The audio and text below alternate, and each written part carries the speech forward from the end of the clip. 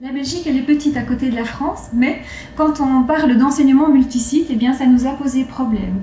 Il est plus facile de dire « est-ce que tu sais c'est quoi un podcast, comment on va l'utiliser » et de revoir le dispositif de formation que de partir d'une question plus générale et plus pédagogique.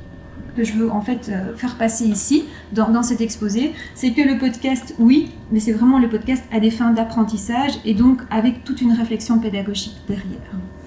On souhaitait également pouvoir individualiser les parcours étant donné l'hétérogénéité du public, que ce soit face de nouveau à des étudiants de première année, mais que ce soit aussi face à des professionnels, que ce soit par rapport aux différentes régions du monde, et donc de pouvoir au maximum, dans cette massification, avoir un suivi autonome de l'apprenant.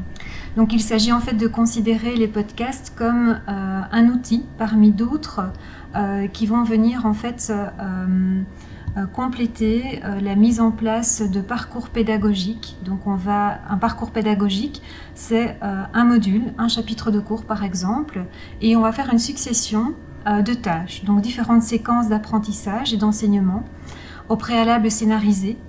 Et il va y avoir une réflexion auprès des enseignants sur ce qui va être filmé ou enregistré comme fichier audio, et qu'est-ce qui va intervenir à quel moment. Et donc autour des podcasts, on va se demander eh bien, où on va l'utiliser, comment on va l'utiliser, pourquoi, dans quel but. Et l'idée est vraiment de permettre aux différents apprenants eh bien, d'acquérir une connaissance particulière, pas uniquement une transmission de contenu et d'apprendre comme ça un contenu sans rien faire, mais les podcasts, c'est vraiment pouvoir les utiliser au travers d'activités, soit d'entraînement, soit de révision, soit de collaboration, soit dans le cadre de forums. C'est-à-dire avoir une vidéo ou un enregistrement audio, mais pas seulement. C'est aussi donc permettre à un utilisateur d'avoir un abonnement à ce qu'on va appeler un flux RSS et donc de pouvoir disposer quelque part d'un téléchargement chaque fois qu'il y a une nouveauté qui est postée sur un site. Et on va mettre à disposition des vidéos, des fichiers audio qui vont être signalés par une petite boule rouge chaque fois qu'il y a une nouveauté. Donc là, c'est un premier élément de la définition. Maintenant, on a aussi intégré à cette plateforme un lecteur de podcast vidéo avec la possibilité de s'abonner. Mais visualiser de manière totalement autonome permet, d'après les auteurs comme Le Marchand et Olivier, eh bien justement de réviser certaines choses, de rattraper un cours qu'on n'a pas pu suivre, une formation qui s'est déroulée un peu comme ici, choix d'atelier, on fait des choix, on va pouvoir voir ce qui s'est passé dans d'autres ateliers. Alors par rapport donc à l'ensemble de ces différents podcasts, donc vous voyez qu'il y a beaucoup d'usages. Et donc des questions qu'il va falloir se poser, c'est quels sont les choix des formateurs? Autrement dit, pourquoi on veut mettre en place telle formation ou tel enseignement? Quel est l'objectif qui se cache derrière?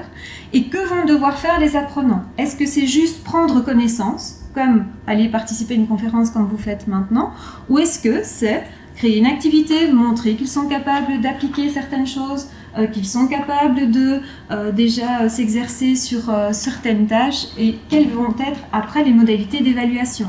Il y a une contrainte, entre guillemets, c'est que l'UCL avait fait le choix, quand elle a décidé d'équiper ou de donner, ben voilà, ici moi j'ai été occupée pendant 2 ans à suivre ces enseignants, qui quelque part on m'a détachée sur ce projet-là, et j'ai été payée non pas pour aller filmer les enseignants et puis pouf, mettre les vidéos sur un serveur et on n'en parle plus, ce qui peut être une politique dans certaines universités.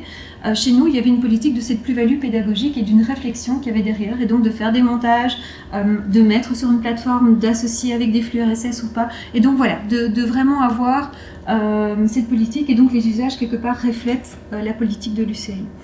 Donc par rapport à cette plus-value pédagogique, je vous ai parlé de ce contraste donc, entre ce cours qui avait très peu de vidéos et les autres. Donc là on pourrait se dire qu'en plus de la motivation, ça aide certainement dans l'apprentissage des informations.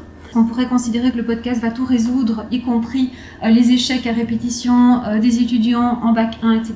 Non, c'est un outil possible. Il peut clairement améliorer certaines choses si on repense un dispositif, mais pas si on filme le prof tel quel et que les 700 qui n'ont pas pu rentrer dans l'auditoire visionnent le film. Ça ne va pas résoudre les problèmes liés à la massification des étudiants. Le podcast, pour moi, c'est un outil comme un autre. il n'est pas mieux qu'un autre, mais c'est une porte d'entrée qui parfois est motivante pour les enseignants qui ont entendu ce terme-là, pour des formateurs, et qui te disent pourquoi pas.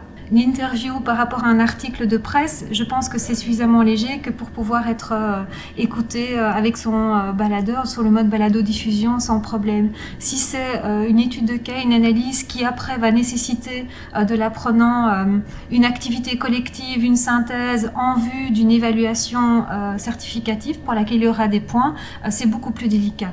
Et donc voilà, de nouveau, là le podcast, il faut vraiment réfléchir dans quel contexte aussi on va l'utiliser et pourquoi et en fonction du public qu'on a.